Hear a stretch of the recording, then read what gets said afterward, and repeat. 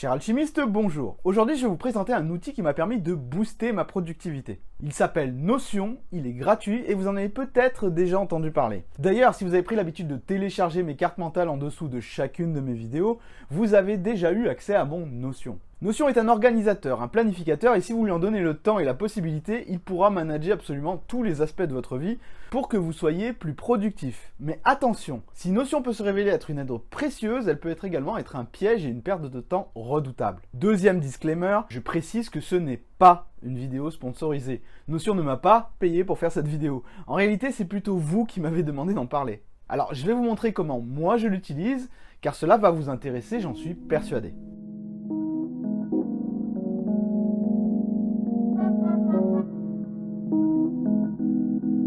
Petit rappel donc, n'oubliez pas que vous pouvez télécharger la carte mentale récapitulative de cette vidéo ainsi que de toutes les autres dans le lien dans la description. Notion est d'apparence un peu austère au début, mais il a ce côté clean et possède des templates qui peuvent s'adapter à tous les aspects de votre vie. De la gestion de la colocation à la prise de notes en passant par l'organisation des cours, les ressources humaines, l'organisation de voyages et bien évidemment votre productivité personnelle. Donc l'idée de Notion, c'est de tout centraliser, voire de remplacer toutes les applications d'organisation et de productivité que vous utilisez déjà. Et effectivement, vous pouvez le faire.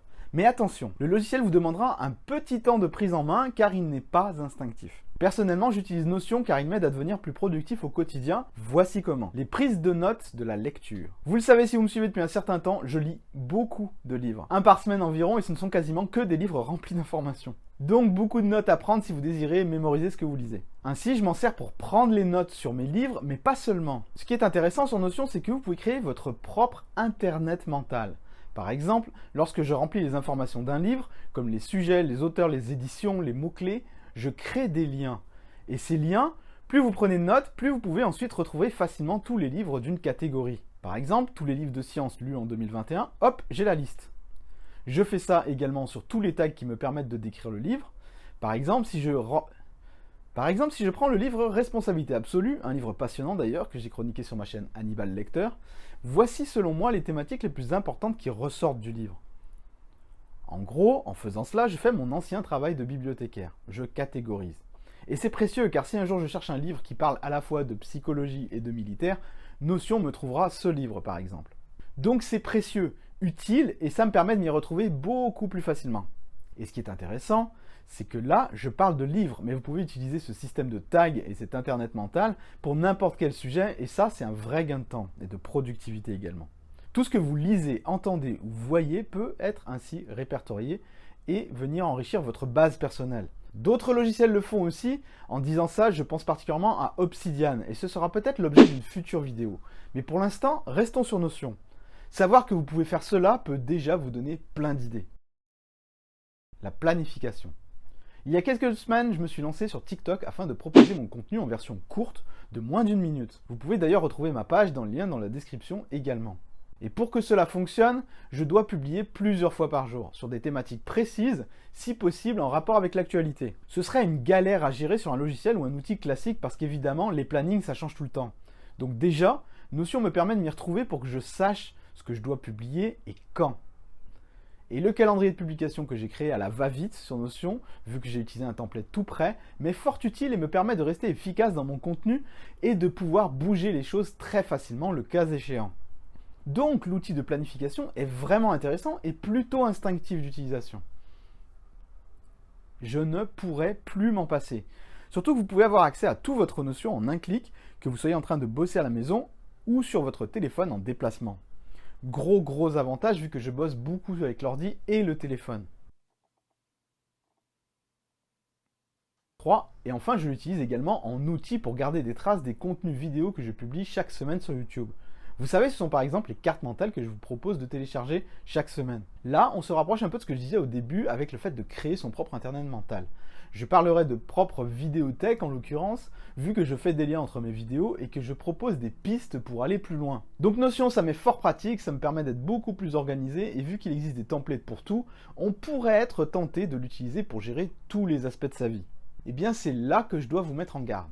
Quand la productivité tue la productivité. Il est très plaisant d'avoir un système qui réponde à chacun de nos besoins, n'est-ce pas? On peut y voir plus clair, avoir l'impression d'être plus organisé et d'avoir enfin trouvé la formule pour être efficace au quotidien. En fait, c'est faux. C'est en trompe-l'œil. Ne cherchez pas à gérer votre vie grâce à un logiciel.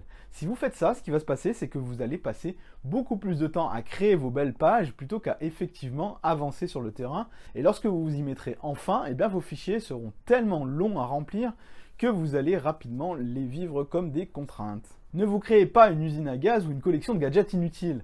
Un système est là pour vous alléger la tâche, pas pour l'alourdir. Si vous voulez savoir comment être plus efficace au quotidien, c'est plutôt vers ce type de vidéo que vous devriez vous tourner.